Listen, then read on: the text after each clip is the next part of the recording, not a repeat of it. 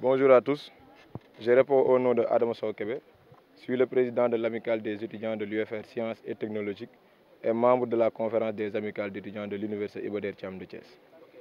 D'accord, si vous me le permettez, donc mes premiers mots seront des mots de condoléances à l'endroit de toute la communauté universitaire, donc suite à nos camarades étudiants qui ont perdu la vie lors des événements tragiques à l'université Gaston Berger de Saint-Louis.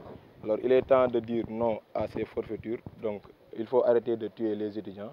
Dans ce pays, les étudiants ont leur mot à dire par rapport à la situation de ce pays, et donc manifester ne doit pas être un prolongement d'une perte de vie.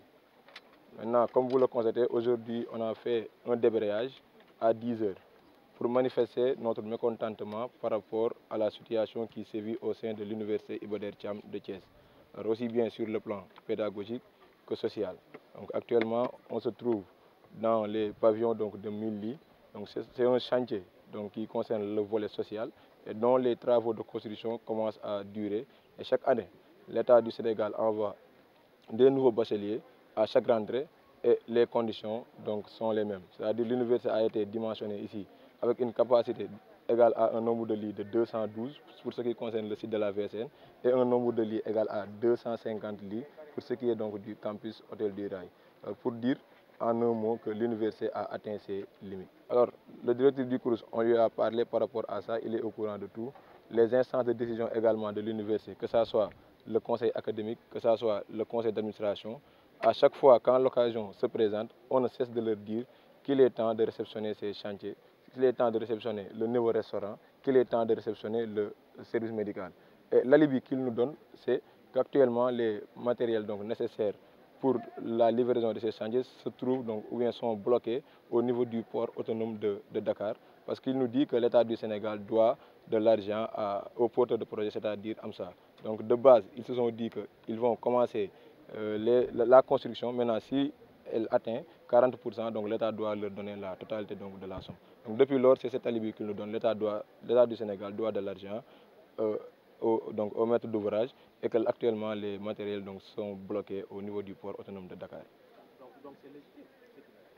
Ce qu'on nous dit, nous, en ce qui nous concerne, c'est-à-dire ce sont des alibis que nous, on ne tient pas compte de ça, pour dire vrai. Parce que depuis presque 2 ans, voire même 2 ans et demi, qu'on observe la même justification, trop c'est trop. Actuellement, les campus sont bondés de monde, les nouveaux bacheliers ne cessent d'accroître le nombre de l'université. Donc une université qui a été dimensionnée sur la base de 500 étudiants et qui comporte actuellement plus de 7500 étudiants, sans qu'il y ait un avancé concret par rapport aux infrastructures.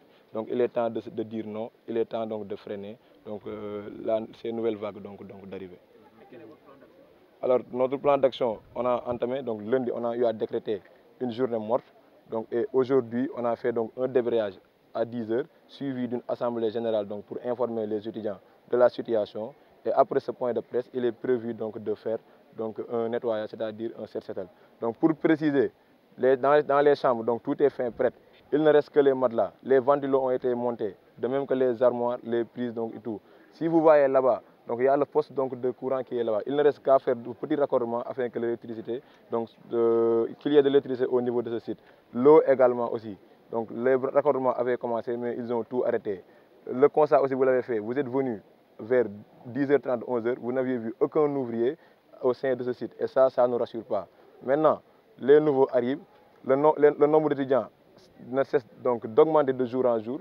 Alors, s'ils ne nous donnent pas nos chantiers, s'ils ne donnent pas une date pour les livraisons, alors nous allons les nettoyer et venir y habiter avec toutes les conditions que nous allons trouver sur place. Alors aujourd'hui, je ne suis pas là pour défendre le budget du CROUS, je suis là pour parler des pavillons. Alors c'est deux choses qui sont différentes. Nous, ce qui nous concerne, c'est nos pavillons. Donc le directeur du CROUS, le recteur, ce sont les auteurs de l'université.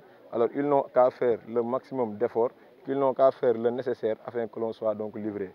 Alors je ne vais pas m'attarder concernant le budget du CROUS, parce que ce n'est pas avec ce budget qu'ils vont acheter un matelas, ce n'est pas avec ce budget qu'ils vont acheter ou bien assurer l'électrification de ces bâtiments. Qu'en est-il du nouveau restaurant, M. Kébé? Le nouveau restaurant aussi, il n'y a pas d'avancée. Okay. Donc ça reste indemne, comme la fois passée. Alors ce restaurant également, on n'a qu'un seul restaurant au niveau du site. Donc il y a une capacité d'accueil de 500 places. On vient à l'heure du repas, donc les étudiants prennent leur repas au niveau des tables.